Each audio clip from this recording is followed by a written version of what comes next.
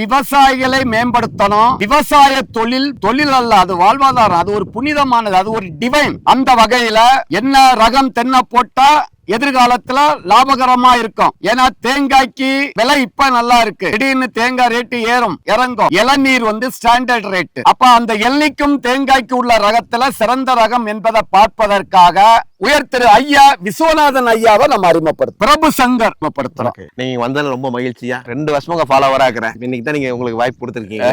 இன்னைக்கு தான் உங்களுக்கு வாய்ப்பு கொடுத்திருக்கீங்க. மாந்தோப்பா இருந்தது. மாந்தோப்பா இருந்தது. மாந்தோப்பத்தை நான் வாங்கினேன். எனக்கு மாந்தோப்பால ஒன்றும் பெருசா ஒன்றும் பிரயோஜனம் இல்லை.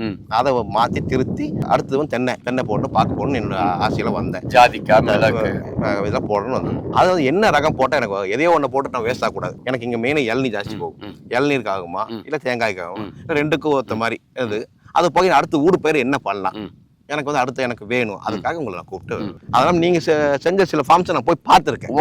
அதையும் பார்த்திருக்கேன். வந்து பார்த்துட்டு தான் நான் உங்களை கூப்பிட்டு. காய்க்கிற மரம் எத்தனை இருக்கு? 120. எவ்வளவு காய் வருது சார்? இப்ப 1500 பக்கம், இப்போ 700. 120 மரத்துல 3000 to 4000 காய் வெட்டணும். ஏன்னா தென்னை மரம் பக்கத்துல இருக்க காய்ப்பு குறையும். இதே மாதிரி எங்கேயாவது ஒரு மரம் நிக்கும் பாருங்க. இப்ப இதுல 5 ஏக்கர்ல தான் 120 மரம் இருக்கு. 5-7 ஏக்கர்ல.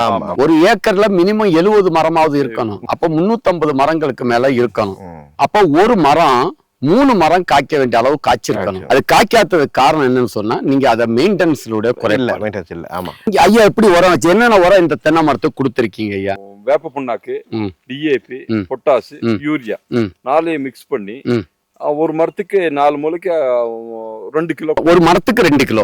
அப்புறம் 4 பாக்கெட் கல்லுப்பு. வேற குப்பசாணி. அதாவது சார் இந்த மரம் இது தண்ணி இல்லாதனாலதான் இந்த மரம் இப்படி ஆனது. இது 36 மட்டை வரணும் ஒரு மரத்துல இருக்கணும். அப்ப இது இன்னும் காய்ப்பு வர மினிமம் 1.5 வருஷம் 2 வருஷம் ஆயிடும். அது வரைக்கும் 2 கா 3 கா 5 கா தான் காய்க்கும்.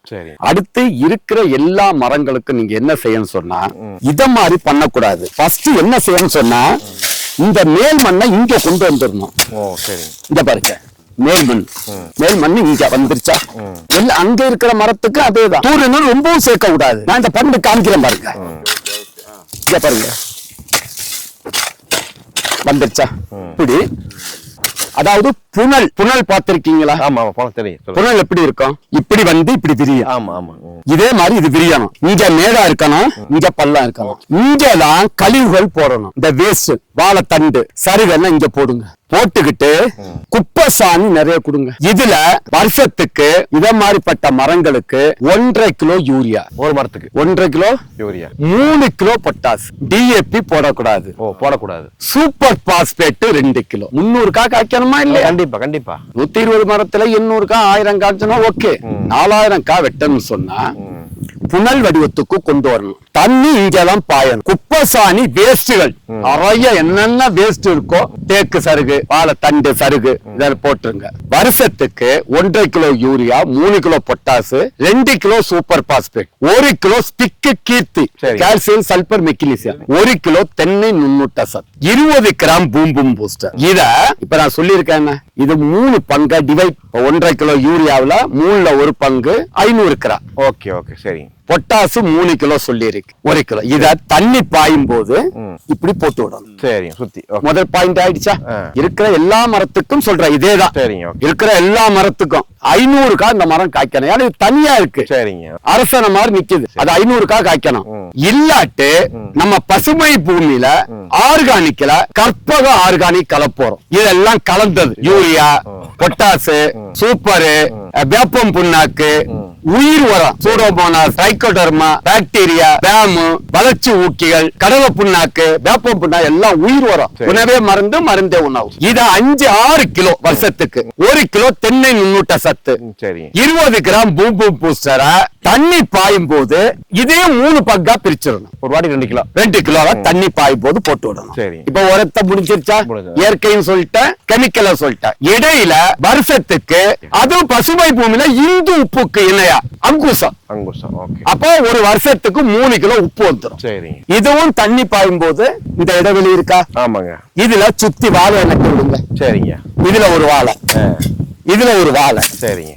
அதுல ஒரு வாழை. இது வாழையும் தார் வந்துரும், தென்னையும் நமக்கு தென்னையும் குளிர்ச்சியா இருக்கும். தாரை வெட்டிக்கிட்டு தண்டை உரமாக்கிடலாம். எனி டைம் ஈரம் இருக்குமா இருக்காதா? கண்டிப்பா. இது ஒரு ஐடியா. இல்லாட்டு வாழையும் போட்டுட்டு மஞ்சள் நட்டு விடுங்க. மஞ்சள் சுத்தி மஞ்சள் வச்சிடலாம். சுத்தி இல்லாட்டி சேனக்கலாம். இத மாதிரி எல்லா மரத்தையும் மாத்துங்க. Okay, super super. குழி ஒண்ணு, தண்ணி ஒண்ணு, வருமானம் பல. குளிர்ச்சி, ஈரப்பழம். தென்னை மரம் 500 காய்க்கும், 300 இல்ல 500. தனியா இருக்காங்க. சரி, இப்ப நம்ம இனி பாக்கு போட்டாச்சு. இனி இதுல தென்னங்கண்ணு இல்லாத இடங்கள்ல தென்னங்கண்ணு போட வேணாம். ஏன்னா இனி இதுல நீங்க தென்னங்கண்ணு போட்டா, தென்னங்கண்ணு இது பாக்கு நட்டு எப்படி ஒரு 6 மாதம் இருக்குமா? இந்த பாக்கு வேகமா வளர்ந்து தென்னைய காய்க்க விடாது. இப்ப ஐயாவுக்கு இந்த மெதடு சூப்பர் மெதடு. சரி, நான் அடிக்கடி சொல்லுவேன் ஐயா, தென்னை என்பது அணில்தாவா 1000 மரம் இருந்தா அரசனுக்கு சமம். இனி இதுக்குள்ள நீங்க தென்னங்கண்ணு போடவே கூடாது. இப்ப வெயில் படவே இல்ல பாருங்க. படுதா இல்ல. அடுத்து என்ன செய்யணும் சொன்னா, இந்த சருகெல்லாம் இருக்கா, இத தூக்கி மூட்டுக்கிட்ட போடுங்க, காயக்கூடாது. இந்த மண்ணை மோந்து பாருங்க. நான் வாழைய போட்டுக்கிட்டு பாக்கு போட்டா எனக்கு வரிசை கிடைக்காது. வரிசை கிடைக்காது. அது எப்படி கிடைக்கலன்னு சொன்னா, ஃபர்ஸ்ட் உங்க இடத்தை நான் முதலே சொன்ன மாதிரி சதுர வடிவம் இல்லாட்டி செவ்வக வடிவத்துக்கு கொண்டு வரணும். கொண்டு வந்துட்டு கேப்ப இத மாதிரி பிடிச்சு 6 ஏறக்குறை 7 அடி. அப்ப இந்த வருஷம் கரெக்டா போமா? 7 அடி கரெக்டா போகுது. இன் விட்டுவீன் பிடிங்க. 7க்கு பாதி 3.5. இதுல பாக்கு நடுறோம். 3 3.5க்கு பாக்கு நடுறோம். சரிங்க. அப்ப வருஷம் எப்படி மாறும்? சூரிய ஒளி தரையில படாட்டு கலைகள் வளராது. சருக வெட்டி இதுல போடுங்க. இடையில அருமையா பண்ணி இருக்காரு ஐயா. இங்க பாருங்க, வியூவர்ஸ் பாருங்க, கலைய வளராது. இனி இந்த பாக்கு வாழைக்கெல்லாம் நீங்க பூம்பும் பூஸ்டரும் 1 ஏக்கருக்கு 1 கிலோ பூம்பும் பூஸ்டர் 1 ஏக்கருக்கு தண்ணி பாயும் போது சொட்டு நீர் பாசனத்துல கொடுத்துருங்க. சரிங்க. 1 கிலோ பூம்பும் பூஸ்டரை ஒரு கேட்டுவாள் எத்தனை மரத்துக்கு பாயுதோ அது கேட்டவர் அட்ஜஸ்ட் பண்ணி தண்ணீரை கரைச்சி விட்டுட்டே இருக்க. சரிங்க. வாழையும் சரி, தென்னையும் சரி, எல்லாம் பாக்கும் சரி, எல்லாம் கொலையா காய்க்கும். இந்த பசுமை பூமியினுடைய பூம்பும் பூஸ்டர்ல humic acid 80%, fulvic acid 15%, bio potash 2.5%, micro nutrients 2.5%. ஆகையால் பசுமை பூமி விவசாயிகளுடைய லாப நோக்கோட குறைந்த விலையில் தரமான இந்த பூம்பும் பூஸ்டரை தயார் பண்ணி கொடுத்துக்கிட்டு இருக்கோம். இதுதான் இது இருக்கிறது. இதனுடைய செயல்பாடை இப்ப நம்ம பார்க்க போறோம். நான் கையில எடுத்திருக்கிறத பாருங்க, மில்லிக்கிறான். இங்க பாருங்க, இத மெதுவா போடுறேன். இப்ப எப்படி வேலை செய்யுதுன்னு பாருங்க.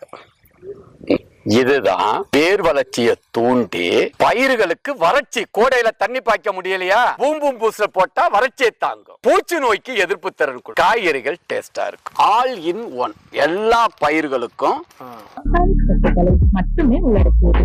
இதை வாழை, ரப்பர், காபி, நெல்லி, தேயிலை, பூச்செடிகள், நிலக்கடலை, பாக்கு, காய்கறிகள், தென்னை, ஏலக்காய் போன்ற அனைத்து விதமான பயிர்களுக்கும் பயன்படுத்த